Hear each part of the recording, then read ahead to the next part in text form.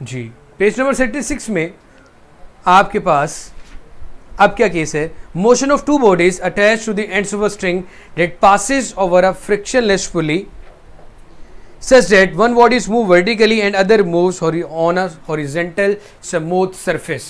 अब मेरा बेटा अगर आप लोगों की जो डिस्कशन है वो बंद हो जाए, अदरवाइज अभी डिस्कशन के बाद में जो चीज़ को नाम दूंगा वो बिल्कुल बकवास का होगा। इसलिए मेरा बेटा आप लोगों ने कोशिश करना है कि आप किसी किस्म की कोई फजूल बात ना हो, just focus on the lecture, क्योंकि इसमें भी अगेन आप लोगों को डेरिवेशन ही करनी है।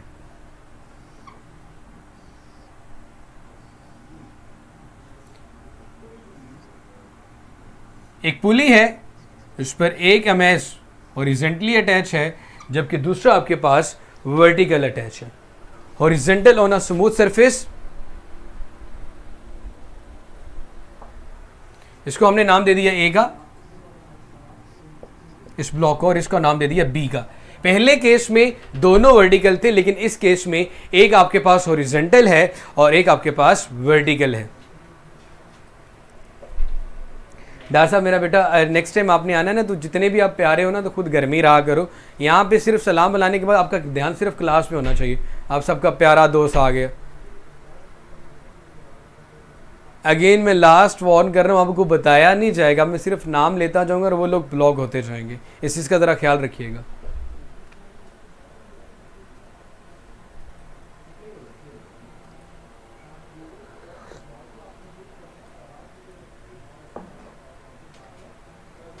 पेज नंबर 66 जरा ध्यान से मेरा बेटे। सबसे पहले अगेन इसमें भी हमने टेंशन एंड एक्सेलरेशन टी और ए, इनकी कैलकुलेशन करनी है। अगेन उसी तरह दोनों इक्वेशंस बनानी होंगी, जरा ध्यान से सुनिएगा। सबसे पहले इक्वेशन बनाते हुए हम देखते हैं कि ए पे कितनी फोर्सेस एक्ट कर रही हैं। एक इसका वेट और टेंशन टी।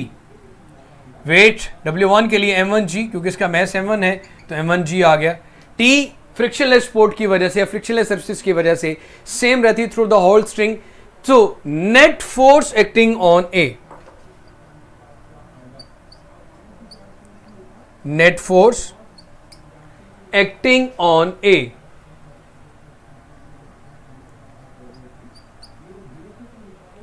इतने कोई ओबीडियंट फर्मा बरदार बहन भाई हैं, एक ने आके सलाम बुलाना, बाकी सारी क्लास का ध्यान छोड़ के पहले बाजी को सलाम कर लेना, भाई को सलाम कर लेना, टीचर जो कह रहा है वो बात नहीं सुननी। ठीक है मेरा बेटा?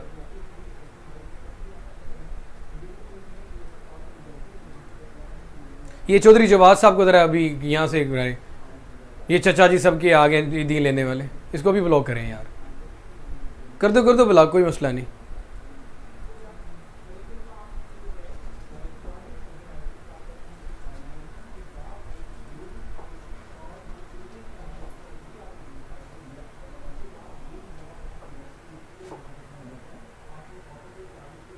नेट फोर्स एक्टिंग ऑन ए, दो फोर्सेस एक्ट कर रही हैं, एक उसका वेट और दूसरी टेंशन डी, दोनों को ऐड कर दें, weight plus tension D. Weight को मैंने पहले इसलिए लिखा क्योंकि वेट ज्यादा है, टेंशन कम है। वेट का फॉर्मूला होता है मेरा बेटा m1g, लेकिन टी के साथ मैं माइनस का साइन इसलिए लगाता हूं क्योंकि दोनों की डायरेक्शन ऑपोजिट है, दोनों की डायरेक्शन ऑपोजिट है। करो यार, ये फिर दांत निकाल रहे हैं, औकात से बाहर बच्चा ये।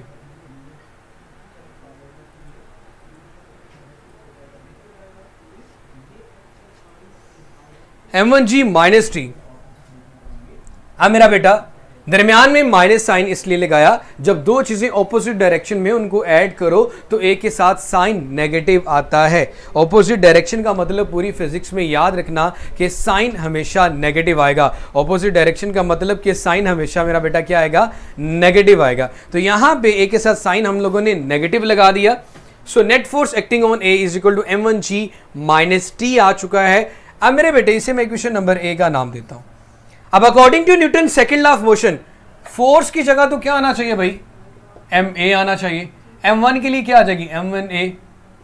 ये वाला जो चीज है, ये फोर्स, एक नेट फोर्स की जगह मैं लिख सकता हूं m1a is equal to m1g minus T. इसे इक्वेशन नंबर 1 का नाम दे दिया। जरा ध्यान से देख लें, जहां पे नेट फोर्स लिखा हुआ है, but according to Newton's second law of motion,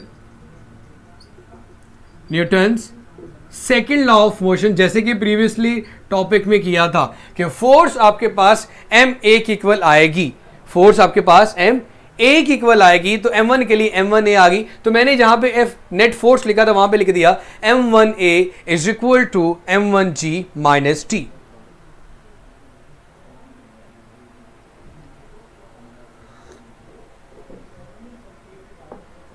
और मेरे भाई जब भी दो चीजें ऑपोजिट डायरेक्शन में सेम क्वांटिटी अप्लाई हो रही है, जैसे कि फोर्स है, एक फोर्स ऊपर की तरफ है, एक फोर्स नीचे की तरफ है, जब दो ऑपोजिट डायरेक्शन फोर्सेस को ऐड करोगे तो दरमियान में साइन नेगेटिव का आएगा किसी एक के साथ, और नेगेटिव साइन उसके साथ आता है हमेशा जिसकी वैल्यू कम हो, क्योंकि ज्यादा में से कम को हमेशा सब्ट्रैक्ट किया जाता है। अब मेरा बेटा ये बन गई हमारे पास इक्वेशन नंबर 1। अब हम लोगों ने एक दूसरी इक्वेशन बनानी, तो उसके लिए जाएंगे net force acting on B, net force acting on B, B पे टोटल कितनी फोर्सेस एक्ट कर रही हैं? मेरा बेटा ए पे दो फोर्सेस एक्ट कर रही थी, एक उसका वेट और दूसरी टेंशन। मैंने वेट और टेंशन दोनों को ऐड कर दिया, W1 plus T plus into minus करके मैंने टी के साथ माइनस का साइन इसलिए लगाया क्योंकि दोनों की डायरेक्शन ऑपोजिट है। ऑपोजिट डायरेक्शन वाली चीजों को जब ऐड करते हैं तो जिस किसी एक के साथ साइन आपके पास नेगेटिव आता है। जी मेरा बेटा आपको रिमेंबर करनी पड़ेगी, m1g माइनस टी, वेट का फॉर्मूला होता है mg, m1 के लिए आ गया m1g माइनस टी। इसकी लेफ्ट हैंड साइड पे लिखा हुआ था नेट फोर्स एक्टिंग ऑन ए, ए पे टोटल कितनी फोर्सेस लग रही हैं, ए पे जो फोर्सेस लग रही है उसको हम नाम देता हूं m1a का। फोर्स किसके इक्वल होती है बेटा according Newton cycle? Applied force की जब भी बात की जाएगी हम लोग कहेंगे वो फोर्स किसके इक्वल होती है? ma की इक्वल, क्योंकि हमारे पास यहां पे m1 है तो मैंने m की जगह सिर्फ कर दिया m1a। तो जहां पे नेट फोर्स एक्टिंग ऑन ए आ रहा था इक्वेशन में उसकी जगह पे लिख दिया m1a is equal to m1g minus T.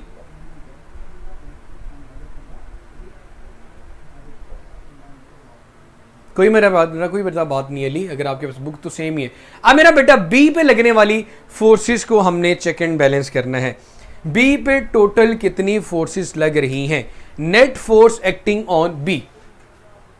अब ये देखो यार, वेट तो इसका डाउनवर्ड है लेकिन ये नीचे तो नहीं आ रही, इस पे कोई रिएक्शन की फोर्स अपवर्ड लग रही है, ये ऊपर भी नहीं जा रही, ना ये ऊपर की तरफ ऑब्जेक्ट आ रहा है ना नीचे की तरफ आ रहा है। ऑब्जेक्ट बी अगर मूव कर रहा है तो वो इस तरफ मूव कर रहा है। इस बात को जरा ध्यान से गौर से सुन लेना, इस पे ऊपर की तरफ भी फोर्स लग रही है, नीचे की तरफ लग रही है, बट इस फोर्स का बी के ऊपर कोई असर नहीं हो रहा। ये दोनों फोर्सेस एक दूसरे के अफेक्ट को कैंसल आउट कर रही हैं, ये दोनों एक दूसरे के इफेक्ट को कैंसिल आउट कर रही हैं। यहां पे सिर्फ और सिर्फ इस ऑब्जेक्ट बी को अगर इस तरफ कोई लेके जा रही है तो यहां पे एक ही अफेक्टिव फोर्स है जिसको हम टेंशन टी कहते हैं।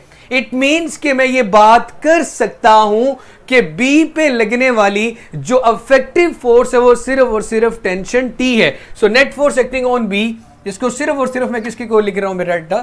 टी के इक्वल। अगेन इसी तरह का फॉर्मूला यहां पे भी आ जाएगा m2a, क्योंकि m2 की बात करें m2a is equal to t। ये बन गई मेरे पास इक्वेशन नंबर 2। दूसरी इक्वेशन तो बहुत ही सिंपल आ गई है। You have to make the diagram, you have to derive the equation and you have to learn the whole topic. And without the diagram भाई आप किस तरह इसको डिराइव करोगे? कोई अफलातूनी तरीका आ जाएगा।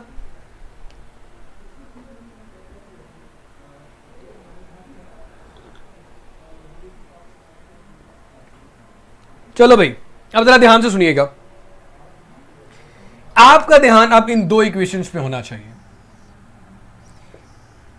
ये दो इक्वेशन, जैसे कि कल मैंने दो इक्वेशंस पहले बनाई हुई थी और उसके बाद नेक्स्ट टॉपिक स्टार्ट किया था, आज दो इक्वेशंस भी बना ली हैं, अगला टॉपिक भी करते हैं। इसको मेरा बेटा मैं ये रेस करने लगा हूं सारे को। अब मुझे चाहिए ए और टी की वैल्यू। इन दोनों इक्वेशंस को मैं ऐड कर देता हूं by adding equation 1 and 2। Equation 1 और 2 को ऐड इसलिए कर रहा हूं क्योंकि जब मुझे t निकालना है तो इक्वेशन में a नहीं होना चाहिए, जब a निकालना है तो इक्वेशन में t नहीं होना चाहिए। हानिया, ईमान, बरीरा, जो लोग भी है मेरा बेटा, प्लीज अपना ध्यान लेक्चर पे रखो। यहां पे कोई हम बारात का वेलकम नहीं कर रहे कि हर एक बंदे को वेलकम करना जरूरी है। Just focus on the lecture.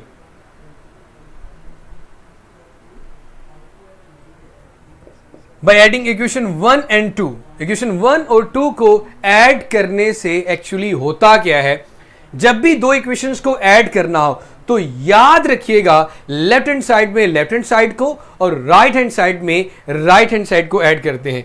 So m1a plus m2a, m1a plus m2a। ये फिर आ गए चौधरी जवाब साहब।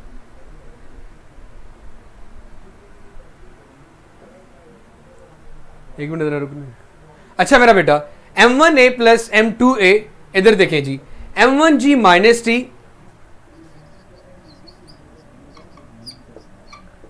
प्लस टी, ये पूरी वैल्यू लिखी प्लस टी कर दिया। आप खुद देखो माइनस टी प्लस टी दोनों क्या हो रहे हैं, कैंसिल आउट। इसका मतलब क्या हुआ कि मेरी एक शर्त तो पूरी हो चुकी है कि जब मुझे एक्सेलरेशन निकालना हो तो इक्वेशन में टेंशन टी नहीं होनी चाहिए, जब टी निकालूं तो इक्वेशन में ए नहीं होना चाहिए। अब मेरा बेटा ए कॉमन लिया, अंदर आ गया आपके पास m1 प्लस m2। इन दोनों इक्वेशंस में ए इधर भी आ रहा है इधर आ रहा है, तो कॉमन लेने का तरीका ये होता है भाई, बाहर लिख देते हैं, ब्रैकेट में दूसरी वैल्यू लिख देते हैं अंदर। यहां पे बच रहा है m1g। अब मेरा बेटा मुझे तो a की वैल्यू कैलकुलेट करनी है। जब a की वैल्यू कैलकुलेट करनी है तो ये पूरा फैक्टर जो a के साथ मल्टीप्लाई हो रहा है, इसको दूसरी साइड पे शिफ्ट करने से हमारे पास a बच जाएगा, m1g divided by m1 plus m2। लो जी, हमने निकाल लिया a। बहुत ही आसान था। अब मेरा बेटा t निकालने का जो तरीकाकार है, t निकालने का जो तरीकाकार है, इसमें हमें ऐड मल्टीप्लाई कुछ नहीं करना पड़ेगा। बहुत आसान है, बहुत आसान है, बहुत आसान है।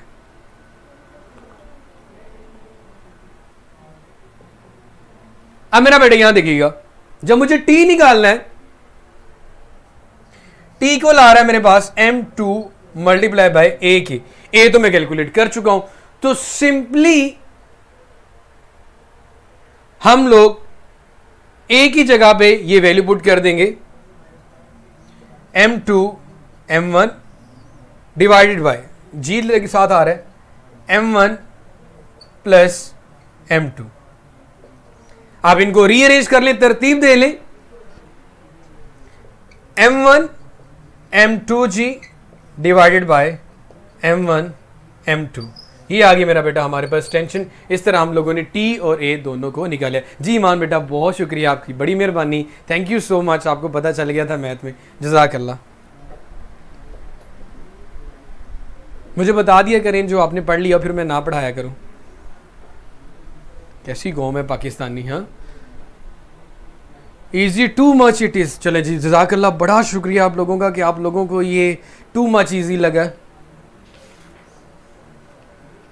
जी। ए और टी में अब अगर किसी को कोई मसला, तकलीफ, परेशानी रह चुकी है तो मेरा बेटा आप क्वेश्चन में ज़रा मुझे मेंशन कर दें, ताकि मैं आपका जो मसला, परेशानी, तकलीफ है उसको दूर करूं।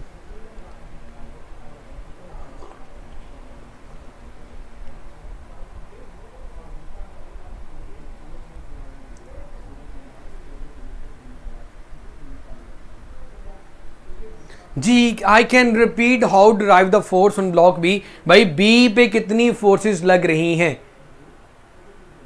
बी पे 3 फोर्सेस लग रही हैं। वेट नीचे की तरफ, रिएक्शन ऊपर की तरफ। ना तो ये ब्लॉक ऊपर की तरफ जा रहा है, ना ये नीचे की तरफ जा रहा है। इसका मतलब है इन दो फोर्सेस के लगने या ना लगने से इसमें किसी किस्म का कोई फर्क नहीं पड़ रहा। इन फोर्सेस का जो इफेक्ट है वो 0 हो गया।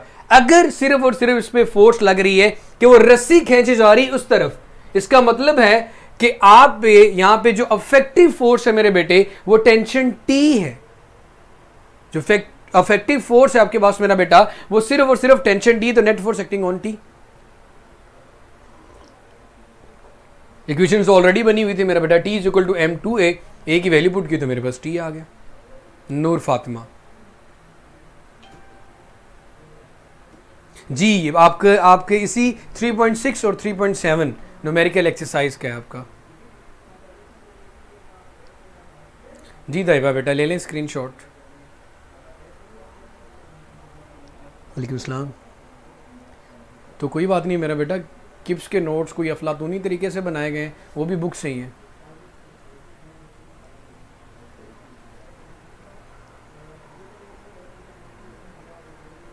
नो इट्स ओके मेरा बेटा, कोई मसला ही नहीं है, क्वेश्चन का कोई मसला नहीं। लेकिन during the class welcome this welcome वो, तुम कैसी हो, तुम कैसे हो, क्या चल रहा है, मैं ये कर रहा हूँ, मैं यार जब लेक्चर हो रहा हो यू शुड नो कि इंसान हो तुम लोग। और एक चीज़ मेरे हमेशा ये मानता हूँ कि यार जब क्लास हो रही होती है, टीचर आपका एक चीज़ आपको बता रहा है, एटलीस्ट ड्यूरिंग दैट ड्यूरेशन आपका ध्यान सिर्फ और सिर्फ बोर्ड में होना चाहिए। मैं किसी किस्म के नोट्स प्रेफर नहीं करता, मैं सिर्फ और सिर्फ हमेशा बुक को ही प्रेफर करता हूं।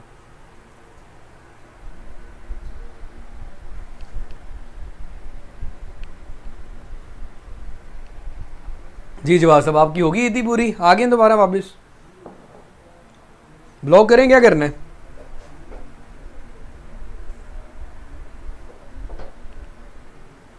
इसलिए मेरा बेटा, मेरा काम है क्लास में उस माहौल को, उस एनवायरनमेंट को मेंटेन रखना जिसमें बाकी लोगों का नुकसान ना हो। Sir T is not clear, T tension है, कैपिटल टी, स्मॉल टी नहीं है। और स्मॉल टी टाइम होता है, कैपिटल टी टेंशन होती है। मेरा पुत्र, हमने बी पे लगने वाली जब सारी फोर्सेस को देखा तो ये और ये, मैं ये कह लो कि ऊपर वाली +5 थी, नीचे वाली -5, +5 -5 आंसर क्या आएगा? 0। सिर्फ और सिर्फ जो फोर्स लग रही थी इस ब्लॉक के ऊपर, जो लगती हुई महसूस हो रही थी, वो रस्सी के अंदर पैदा होने वाला खिंचाव था जिसकी वजह से बी ब्लॉक डिस्प्लेस हो रहा था। तो वो सिर्फ और सिर्फ टेंशन डी थी। इसलिए मैंने कहा कि अगर बी पे कोई फोर्स लग रही है वो सिर्फ और सिर्फ टेंशन टी है। सर बेईमानी है ये तो। कौन सी बेईमानी?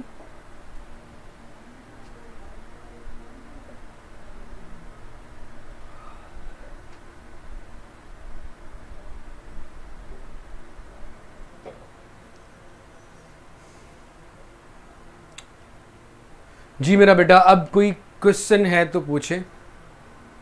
जी अहमद आपका। जी इब्रार साहब आप बोले मेरा बेटा। जवाद क्या नाम है मेरा बेटा? इन लोगों को इतनी इंपॉर्टेंस देने की ज़रूरत नहीं। और यहाँ पे अल्हम्दुलिल्लाह हम लोग काफ़ी ज़्यादा इस तरह की छोटी छोटी माइक्रो ऑर्गेनिजम्स के साथ डील करते रहते हैं। It's not a big deal. तो आप लोग सिर्फ और सिर्फ अपना ध्यान बोर्ड पे रखा करो। मेरा बेटा वालेकुम सलाम, वेलकम, आप न्यू आई। मेरा बेटा जो क्वेश्चन पूछना है काइंडली वो लिखा करें कि हमें ये प्रॉब्लम आ रही है। डायग्राम इज़ डिफ़िकल्ट, चलो कोई बात नहीं बेटा, फिर अल्लाह ताला से दुआई की जा सकती है। एक टेबल बना हुआ है, टेबल के ऊपर 2 लकड़ी के ब्लॉक रखने हैं। इसमें कौन सा, मैंने बेटा आपको कह दिया कि ह्यूमन ब्रेन की जो जितनी भी नर्व्स हैं उनको ड्रॉ करके बताओ। मेरे सामने एक चीज़ याद रखना, अच्छा स्टूडेंट वही है जो पढ़ाई में अच्छा है और जो तमीज़ में अच्छा है। इसके अलावा आप जो भी हो बेटा, बाकी बच्चे भी हो जाएंगे। आप दरमियान में बेचीदी देने के लिए आ गए थे ना, तो उसकी ज़रूरत नहीं है मेरा बेटा। जब लेक्चर हो रहा हो तो किसी किस्म की कोई फजूल डिस्कशन नहीं। आपका कमेंट मुझे ये आ रहा हो कि सर ये वाला क्वेश्चन बता दें, या आपका कमेंट मुझे ये आ रहा हो सर ये वाला क्वेश्चन का यहाँ से समझ रहे हैं, ये चीज़ मुझे बता दें, या क्लियर है या क्लियर नहीं है, ये चीज़ बने। राबिया पुत्र, मैंने 3 दफ़ा आपके लिए रिपीट किया था, जज़ाकल्लाह। अगर आप दोबारा से सुनना पसंद फरमाएं तो सुन लीजिएगा।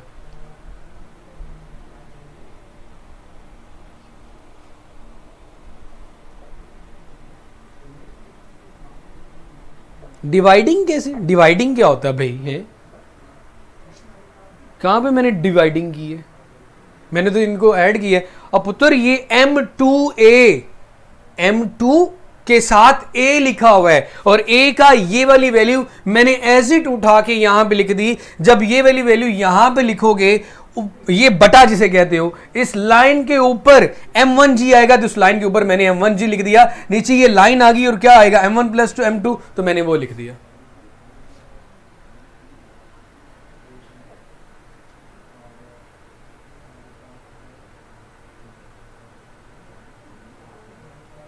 अगेन मैं ये चीज़ क्लियर कर देता हूँ मेरा बेटा सबको, और रोज़ बताता रहता हूँ कि ड्यूरिंग द लेक्चर मुझे सिर्फ और सिर्फ क्वेश्चंस, और जब मैं खुद कहूँ कि यार हाँ जी जनाब कोई बात करनी है करें, तो उस वक्त आप जो भी अपने दिल की बढ़ास है जो भी बातें करना चाहते कर सकते हैं, बट ड्यूरिंग द लेक्चर मैं ये चीज़ कभी भी बर्दाश्त नहीं करता। सर टेंशन की क्वेश्चन, यार मेरे भाई ये दोबारा सुन लो, ये बी ब्लॉक है, लकड़ी के ऊपर इस तरह पड़ा हुआ है, ठीक है, इसके ऊपर इसका वेट जहरी सी बात है नीचे की तरफ होगा और रिएक्शन की फोर्स ऊपर की तरफ होगी। ना ये नीचे आ रहा है ना ये ऊपर जा रहा है, इसको जो मौत पड़ रही है इस डायरेक्शन में मूव कर रहे हैं। जब ये इस डायरेक्शन में जा रहा है इसका मतलब है कोई फोर्स लग रही है जो इसको इस डायरेक्शन में ला रही है, तो वो फोर्स रस्सी पे लग रही है, रस्सी पे लगने वाली फोर्स हमारे पास टेंशन है। इसलिए मैंने कहा कि बी पे जो टोटल फोर्स लग रही है वो टी है, और जहां पे फोर्स है वहां पे एम ए लिखते हैं। M2 की बात हो रही थी तो मेरा बेटा यहां पे मैंने लिख दिया M2A is equal to T.